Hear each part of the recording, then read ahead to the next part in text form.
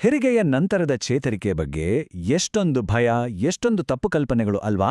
ಆದ್ರೆ ಡಾಕ್ಟರ್ ಪ್ರಶಾಂತ್ ಅವರ ಈ ಒಂದು ಮಾತು ಕೇಳಿ, ಬೇಕಾಗಿರುವುದು ಕೇವಲ ಸರಳ ವಿಜ್ಞಾನ, ಸ್ಥಿರತೆ ಮತ್ತು ಸ್ವಲ್ಪ ತಾಳ್ಮೆ. ಈ ಒಂದು ಮಾತಿನ ಆಧಾರದ ಮೇಲೆ ನಾವು ವೈಜ್ಞಾನಿಕ ಆರೈಕೆಯ ಬಗ್ಗೆ ಇನ್ನಷ್ಟು ವಿವರವಾಗಿ ತಿಳಿಯೋಣ.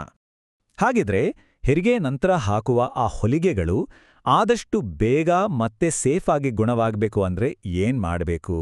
ಬನ್ನಿ ಅದರ ಬಗ್ಗೆನೇ ಇವತ್ತು ಮಾತಾಡೋಣ. ಇದು ವಿಜ್ಞಾನ ಆಧಾರಿತ ಒಂದು ಸರಳವಾದ ಗೈಡ್.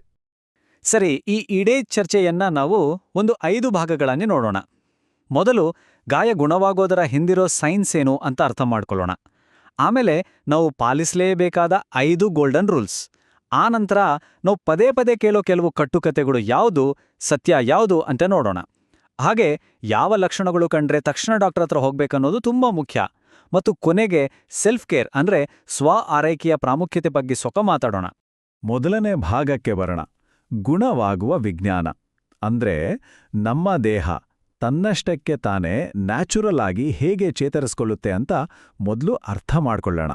ಮೊದಲಿಗೆ ಈ ಎಪಿಸಿಯಾಟಮಿ ಮತ್ತೆ ಪೆರಿನಿಯಲ್ ಟಿಯರ್ ಅಂದ್ರೆ ಏನು ಅಂತ ತಿಳ್ಕೊಳ್ಳೋಣ. ನೋಡಿ, ಹೆರಿಗೆ ಸುಲಭವಾಗಿ ಆಗಲಿ ಅಂತ ಕೆಲವೊಮ್ಮೆ ವೈದ್ಯರೇ ಒಂದು ಸಣ್ಣ ಕಟ್ ಮಾಡ್ತಾರೆ, ಅಥವಾ ಕೆಲವೊಮ್ಮೆ ಅದು ತಾನಾಗಿಯೇ ಸ್ವಲ್ಪ ಹರಿಯುತ್ತೆ. ಈ ಎರಡೂ ಸಂದರ್ಭಗಳಲ್ಲಿ ಅದನ್ನ ಸರಿಪಡಿಸೋಕೆ ಹಾಕೋ ಹೊಲಿಗೆಗಳು ತಾವಾಗಿಯೇ ಕರಗಿ ಹೋಗುವಂಥವು. ಇಲ್ಲಿ ಧೈರ್ಯ ತುಂಬುವ ಒಂದು ವೈಜ್ಞಾನಿಕ ಸತ್ಯ ಇದೆ, ಕೇಳಿ. ನಮ್ಮ ದೇಹದ ಈ ಭಾಗ ಇದೆಯಲ್ಲ, ಇಲ್ಲಿಗೆ ಅತಿ ಹೆಚ್ಚು ರಕ್ತ ಪೂರೈಕೆ ಆಗತ್ತೆ. ಅಂದ್ರೆ ಪ್ರಕೃತಿಯೇ ಅದನ್ನ ಬೇಗ ಗುಣವಾಗೋ ಹಾಗೆ ಡಿಸೈನ್ ಮಾಡಿದೆ. ಸೊ ಇದ್ರ ಬಗ್ಗೆ ಹೆಚ್ಚು ಆತಂಕ ಪಡೋ ಅವಶ್ಯಕತೆನೇ ಇಲ್ಲ. ಈ ಗುಣವಾಗ್ತಿರೋ ಜಾಗವನ್ನ ಒಂದು ಜೀವಂತ ಸ್ಪಾಂಜ್ ತರ ಕಲ್ಪನೆ ಮಾಡ್ಕೊಳ್ಳಿ.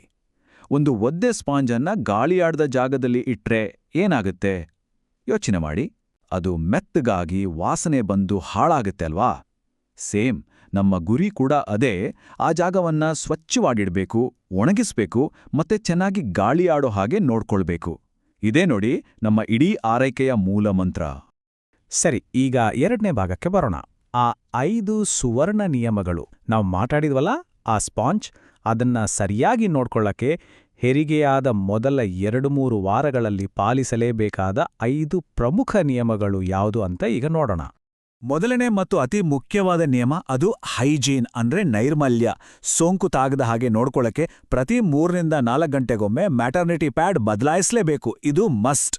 ತೊಳೆಯುವಾಗ ಯಾವಾಗಲೂ ಮುಂದಿನಿಂದ ಹಿಂದಕ್ಕೆ ನೀರು ಹಾಕಿ ತೊಳಿಬೇಕು, ಯಾಕಂದ್ರೆ ಹಿಂದಿನಿಂದ ಬ್ಯಾಕ್ಟೀರಿಯಾ ಮುಂದೆ ಬರೋದನ್ನ ತಪ್ಪಿಸ್ಬೋದು. ಮತ್ತೆ ಒರೆಸುವಾಗ ಟವೆಲ್ನಿಂದ ಜೋರಾಗಿ ಉಜ್ಜಕ್ಕೆ ಹೋಗ್ಬೇಡಿ, ಕೇವಲ ಮೆತ್ತಗೆ ಒತ್ತಿ ಒರೆಸಿದ್ರೆ ಸಾಕು. 2ನೇ ನಿಯಮ ಸಿಟ್ಸ್ ಬಾತ್. ಇದರ ಹಿಂದಿರೋ ಸೈನ್ಸ್ ತುಂಬಾನೇ ಸಿಂಪಲ್. ಒಂದು ಅಗಲವಾದ ಪಾತ್ರೆಯಲ್ಲಿ ಉಗುರು ಬೆಚ್ಚಗಿನ ನೀರು ಹಾಕಿ ಅದರಲ್ಲಿ 10ರಿಂದ 15 ನಿಮಿಷ ಕೂರೋದು. ಹೀಗೆ ಮಾಡಿದಾಗ ಆ ಶಾಖಕ್ಕೆ ಅಲ್ಲಿರೋ ರಕ್ತನಾಳಗಳು ಹಿಗ್ಗೊಳ್ಳುತ್ತೆ. ಇದರಿಂದ ಏನಾಗುತ್ತೆ ಅಂದ್ರೆ ಆ ಜಾಗಕ್ಕೆ ಹೆಚ್ಚು ರಕ್ತ ಹರಿಯುತ್ತೆ. ಆ ರಕ್ತದಲ್ಲಿರೋ ಆಮ್ಲಜನಕ ಮತ್ತು ಪೋಷಕಾಂಶಗಳು ಗಾಯ ಬೇಗ ಮಾಯೋ ಹಾಗೆ ಮಾಡುತ್ತೆ. ದಿನಕ್ಕೆ 2ರಿಂದ 3 ಸಲ ಮಾಡಿದ್ರೆ ಸಾಕು. 3ನೇ ನಿಯಮ ಏರ್ ಡ್ರೈಯಿಂಗ್ ಅಂದ್ರೆ ಗಾಳಿಗೆ ಒಣಗಿಸೋದು. ನೆನ್ಪಿದೆಯಲ್ಲ, ನಮ್ಮ ಸ್ಪಾಂಜ್ ಯಾವಾಗಲೂ ಡ್ರೈ ಆಗಿರಬೇಕು. ಸೊ ತೊಳೆದ ನಂತರ ಮೆತ್ತಗೆ ಒರೆಸಿ ಆಮೇಲೆ ಒಂದು 10-15 ನಿಮಿಷ ಒಳ ಉಡುಪು ಇಲ್ಲದೆ ಒಂದು ಟವೆಲ್ ಮೇಲೆ ಮಲಗಿ ಗಾಳಿಗೆ ಒಣಗಲು ಬಿಡೋದು ಬಹಳನೇ ಮುಖ್ಯ. ಇದರಿಂದ ಸ್ವಲ್ಪವೂ ತೇವಾಂಶ ಉಳಿಯೋದಿಲ್ಲ. ಒಂದು ಪ್ರೋ ಟಿಪ್ ಅಂದ್ರೆ ಹೇರ್ ಡ್ರೈಯರನ್ನ ಕೂಲ್ ಸೆಟ್ಟಿಂಗ್ನಲ್ಲಿಟ್ಟು ಸ್ವಲ್ಪ ದೂರದಿಂದ ಕೂಡ ಬಳಸ್ಬೋದು. ಇನ್ನು 4ನೇ ನಿಯಮಕ್ಕೆ ಬಂದ್ರೆ ಈ ಒಂದು ನಂಬರನ್ನ ಚೆನ್ನಾಗಿ ನೆನ್ಪಿಟ್ಕೊಳ್ಳಿ, 3 ಲೀಟರ್. ಯಾಕೆ 3 ಲೀಟರ್? ಯಾಕಂದ್ರೆ ಮಲಬದ್ಧತೆ ಇದು ಹೊಲಿಗೆಗಳಿಗೆ ಅತಿ ದೊಡ್ಡ ಶತ್ರು. ಇದನ್ನು ತಡೆಯಕ್ಕೆ ಇರೋ ಸುಲಭ ಉಪಾಯ ಅಂದ್ರೆ ಪ್ರತಿದಿನ ಕನಿಷ್ಠ 3 ಲೀಟರ್ ನೀರು ಕುಡಿಲೇಬೇಕು. ನೀರಿನ ಜೊತೆಗೆ ನಾರಿನಾಂಶ ಹೆಚ್ಚಿರೋ ಆಹಾರ ಅಂದ್ರೆ ಹಸಿರು ಸೊಪ್ಪು, ಪಪ್ಪಾಯಿ, ಓಟ್ಸ್ ಇಂಥವನ್ನ ತಿನ್ಬೇಕು. ಎಲ್ಲಕ್ಕಿಂತ ಮುಖ್ಯವಾಗಿ ಟಾಯ್ಲೆಟ್ಗೆ ಹೋದಾಗ ಮುಕ್ಲೇಬಾರ್ದು.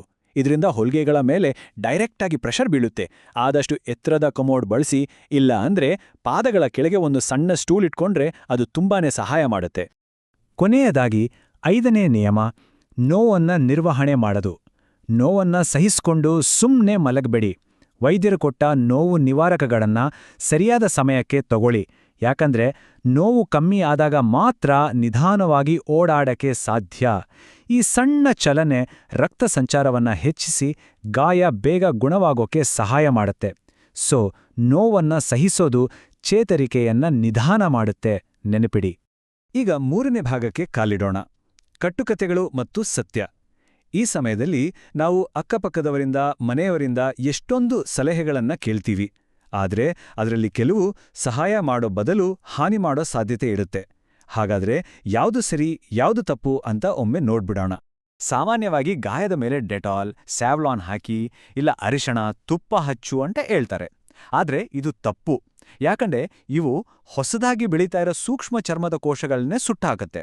ಇದರಿಂದ ಗಾಯ ಗುಣವಾಗೋದು ಇನ್ನಷ್ಟು ನಿಧಾನವಾಗುತ್ತೆ. ನೆನ್ಪಿಡಿ, ಅತ್ಯಂತ ಸುರಕ್ಷಿತ ಮತ್ತು ಪರಿಣಾಮಕಾರಿ ಕ್ಲೀನರ್ ಅಂದ್ರೆ ಅದು ಕೇವಲ ಶುದ್ಧ ಉಗುರು ಬೆಚ್ಚಗಿನ ನೀರು ಮಾತ್ರ. ಇನ್ನೊಂದು ದೊಡ್ಡ ತಪ್ಪು ಕಲ್ಪನೆ ಇದೆ, ನೀರು ಕಮ್ಮಿ ಕುಡಿದ್ರೆ ಹೊಲಿಗೆ ಒಣಗಿರುತ್ತೆ, ಬೇಗ ವಾಸಿಯಾಗುತ್ತೆ ಅಂತ. ಇದು ತುಂಬಾನೇ ಡೇಂಜರಸ್. ವಾಸ್ತವ ಏನು ಅಂದ್ರೆ ನೀರು ಕಮ್ಮಿ ಕುಡಿದ್ರೆ ಮಲಬದ್ಧತೆಯಾಗುತ್ತೆ. ಆಗ ನೀವು ಮುಕ್ಕಿದಾಗ ಆ ಪ್ರೆಷರ್ಗೆ ಹೊಲಿಗೆಗಳು ಬಿಚ್ಕೊಳ್ಳೋ ಅಪಾಯ ಜಾಸ್ತಿ ಇರುತ್ತೆ. ಸೊ ನೀರು ಜಾಸ್ತಿ ಕುಡಿಲೇಬೇಕು. ಬೇಳೆಕಾಳು, ದಾಲ್ ಅಥವಾ ಖಾರ ತಿಂದ್ರೆ ಕೀವಾಗತ್ತೆ ಅನ್ನೋದು ಕೂಡ ಒಂದು ದೊಡ್ಡ ಸುಳ್ಳು. ಕೀವು ಬರೋದು ಬ್ಯಾಕ್ಟೀರಿಯಾದ ಸೋಂಕಿನಿಂದ, ನಾವು ತಿನ್ನೋ ಊಟದಿಂದ ಅಲ್ಲ. ನಿಜ ಹೇಳ್ಬೇಕಂದ್ರೆ ಬೇಳೆಯಲ್ಲಿರೋ ಪ್ರೋಟೀನ್ ಇದೆಯಲ್ಲ, ಅದು ಹರಿದು ಹೋದ ದೇಹದ ಭಾಗವನ್ನ ಮತ್ತೆ ಕಟ್ಟೋಕೆ ಬೇಕಾಗಿರೋ ಇಟ್ಟಿಗೆಗಳಿದ್ದಾಗೆ. ಅದು ರಿಪೇರಿಗೆ ಅತ್ಯಗತ್ಯ. ಈಗ 4ನೇ ಭಾಗ, ಇದು ಬಹಳ ಮುಖ್ಯವಾದದ್ದು, ಎಚ್ಚರಿಕೆಯ ಸಂಕೇತಗಳು. ಯಾವ ಲಕ್ಷಣಗಳು ಕಂಡುಬಂದರೆ ಸ್ವಲ್ಪವೂ ತಡ ಮಾಡದೆ ತಕ್ಷಣ ವೈದ್ಯರನ್ನು ಸಂಪರ್ಕಿಸಬೇಕು. ಇದನ್ನು ತಿಳ್ಕೊಳ್ಳೋದು ಅತ್ಯಗತ್ಯ. ಈ 5 ಲಕ್ಷಣಗಳನ್ನ ಗಮನದಲ್ಲಿ ಇಟ್ಕೊಳ್ಳಿ. 1. ಜ್ವರ 100.4 ಡಿಗ್ರಿಗಿಂತ ಹೆಚ್ಚಾಗಿದ್ರೆ. 2. ಕೆಟ್ಟ ವಾಸನೆ, ಅಂದ್ರೆ ಹುಳಿ ಅಥವಾ ಕೊಳೆತ ವಾಸನೆಯುಳ್ಳ ಡಿಸ್ಚಾರ್ಜ್ ಇದ್ರೆ. 3. ನೋವು ಕಮ್ಮಿಯಾಗೋ ಬದಲು ದಿನೇ ದಿನೇ ಜಾಸ್ತಿ ಆಗ್ತಿದ್ರೆ. 4. ಹೊಲಿಗೆ ಬಿಚ್ಕೊಂಡು ಹೊಸದಾಗಿ ರಕ್ತ ಬರ್ತಿದ್ರೆ. ಮತ್ತು 5. ಮೂತ್ರ ವಿಸರ್ಜನೆಗೆ ಅರ್ಜೆಂಟ್ ಅನ್ಸಿದ್ರೂ ಮಾಡಕ್ಕಾಗ್ತಿಲ್ಲ ಅಂದ್ರೆ. ಇವುಗಳಲ್ಲಿ ಯಾವುದು ಕಂಡುಬಂದ್ರೂ ತಕ್ಷಣವೇ ಡಾಕ್ಟರ್ಗೆ ಕಾಲ್ ಮಾಡಿ. ಸರಿ, ಈಗ ನಮ್ಮ ಕೊನೆಯ ಭಾಗಕ್ಕೆ ಬರೋಣ, ಸ್ವ ಆರೈಕೆ. ಇಲ್ಲಿವರೆಗೆ ನಾವು ದೈಹಿಕ ಗಾಯದ ಬಗ್ಗೆ ಮಾತಾಡ್ವಿ, ಆದರೆ ಅದರ ಜೊತೆಗೆ ಮಾನಸಿಕ ಯೋಗಕ್ಷೇಮ ಕೂಡ ಅಷ್ಟೇ ಮುಖ್ಯ ಅಲ್ವಾ? ಒಂದು ವಿಷಯವನ್ನ ಯಾವತ್ತೂ ಮರಿಬಾರ್ದು. ಈ ದೇಹ ಇದೀಗ ಒಂದು ಅದ್ಭುತವನ್ನೇ ಮಾಡಿದೆ. ಹಾಗಾಗಿ ಈಗ ಫೋಕಸ್ ಮಗುವಿನಿಂದ ತಾಯಿಯ ಚೇತರಿಕೆಯ ಕಡೆಗೆ ಬರಬೇಕು. ಬೇರೆಲ್ಲ ವಿಷಯಗಳಿಗಿಂತ ಹೆಚ್ಚಾಗಿ ವಿಶ್ರಾಂತಿ ಮತ್ತು ವೈಜ್ಞಾನಿಕ ಆರೈಕೆಗೆ ಮೊದಲ ಆದ್ಯತೆ ಕೊಡಲೇಬೇಕು. ಕೊನೆಯದಾಗಿ ಈ ಒಂದು ಪ್ರಮುಖ ಮಾತನ್ನ ಎಲ್ಲರೂ ನೆನಪಿನಲ್ಲಿಟ್ಕೋಬೇಕು. ಮುಜುಗರದಿಂದ ಮೌನವಾಗಿ ನರಳಬೇಡಿ. ನೋವಾದ್ರೆ ನಮ್ಗೆ ತಿಳಿಸಿ, ನಾವು ನಿಮ್ಮೊಂದಿಗಿದ್ದೇವೆ. ನೆನ್ಪಿಡಿ, ಸಹಾಯ ಕೇಳೋದು ದೌರ್ಬಲ್ಯ ಅಲ್ಲ, ಅದು ಶಕ್ತಿಯ ಸಂಕೇತ. ಕಾಳಜಿ ವಹಿಸಿ.